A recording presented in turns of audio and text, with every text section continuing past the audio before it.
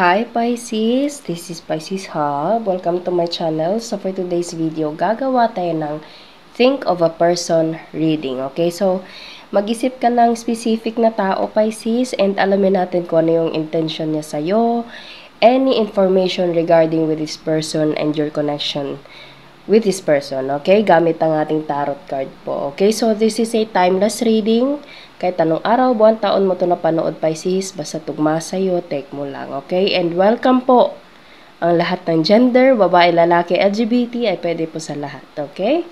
So, this is a timeless reading and general reading, Pisces. So, pwede mag-resonate, pwede po hindi. Okay, so, shuffle natin. Ano yung mga posibleng mangyari for Pisces sa araw na napanood niya to regarding with their specific person na nasa isip nila ngayon. Pwede po to sa love, pwede sa family, work, workmates, friendships, okay? So, kung sino man. Okay, so ano po to? Sino po ito? Any information?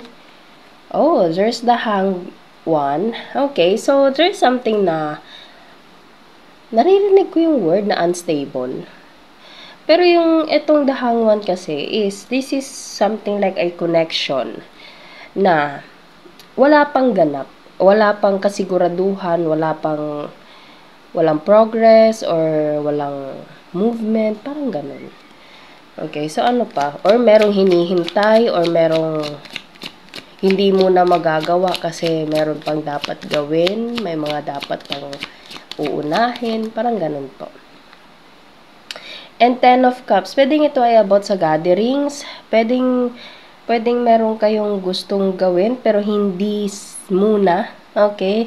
Kasi the Hanged One and then 10 of Cups, nakikita nyo nag-gather sila, nagpre-prepare ng table para of course kumain, okay? Pero meron tayo ditong the Hanged One. It's either you are invited to this specific person, Pisces, and hindi mo sure kung a-attend ka ba, pwede pong ganun, okay? Or pwedeng ito ay dinner date, okay? Or pwedeng ito ay family member na, kasi 10 of Cups is a happy family card, okay? So, obviously, it is a family.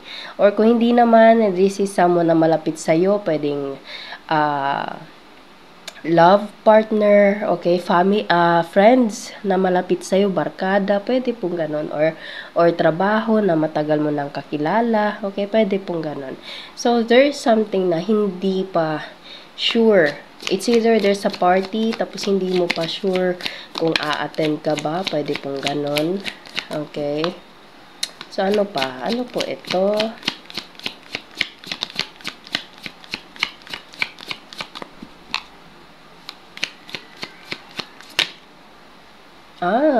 There's a message, Pisces, coming from this person. Okay, meron ka maririnig na pwedeng galing sa kanya, like, pwedeng tawag kasi maririnig yung nasabi ko.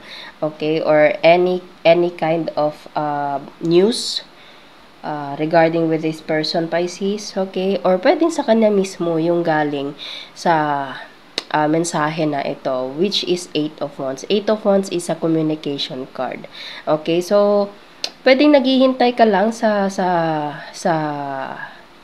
message ng taong to, or pwedeng na-message ka na ng taong to, or ikaw yung mismong gusto mag-message, or na-message mo na tong taong to, and pwedeng hindi pa sigurado kung matutuloy or a-attend ka ba, or ganito, ganyan, okay?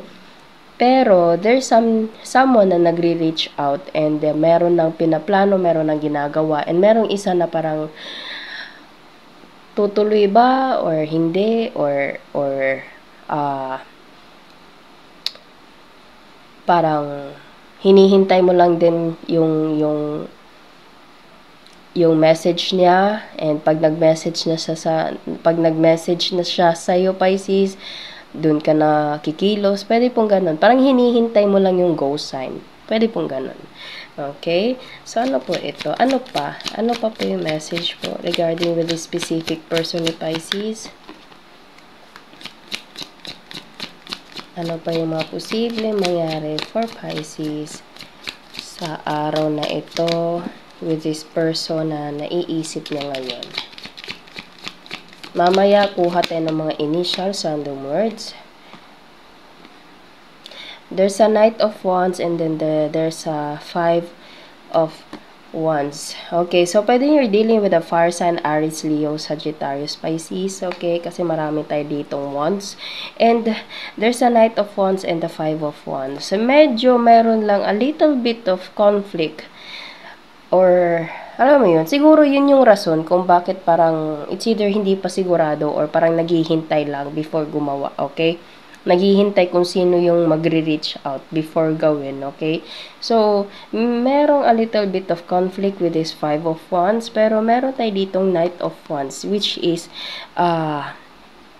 andun pa rin yung connection nyo sa isa't isa, okay? So, pwedeng kaibigan mo to, or pwedeng love, okay? Boyfriend, girlfriend, ex, or anyone, okay, na malapit sa puso mo, pwedeng mahal mo, okay, and pwedeng naghihintay ka lang na mag-message siya sa'yo or hinihintay mo lang na mag-reply siya, pwede pong ganon, okay, or pwedeng family member, okay, nakikita nyo, meron tayo ditong Five of Wands and Knight of Wands.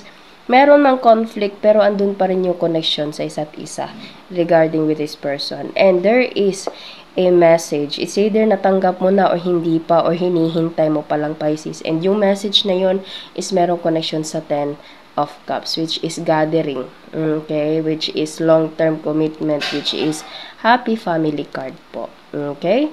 So, kuha tayo ng mga initials, random words, kung sino or ano po yung mga konektado for Pisces sa araw na ito.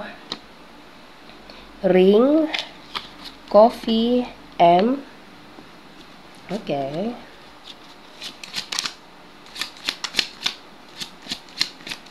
Oh, there's a M tapos ring. So, pwedeng marriage, Pisces, and then pwedeng coffee. Pwedeng merong connection sa inyo yung coffee. Pwede pong ganon. Pero kung hindi, pwedeng there's an initial na M tapos pwedeng merong connection or big meaning ng ring and then coffee.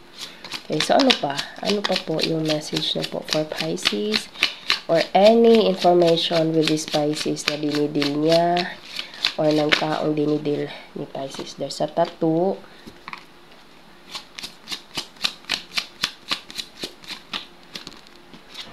Scent.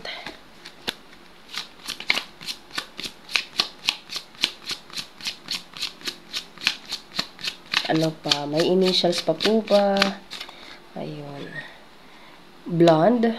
Okay. So, isa lang yung initials natin, Pisces. It's either this is you or someone na dinidil mo. Okay, take mo lang. So, yun po ang ating reading for Pisces for Think of a Person reading. Naway nagustuhan nyo po. Huwag nyo po sanang kalimutan na mag-like at mag-subscribe po sa ating channel and click the bell button para ma-notify po kayo sa next videos na i-upload natin. Okay? So, thank you, Pisces, and God bless!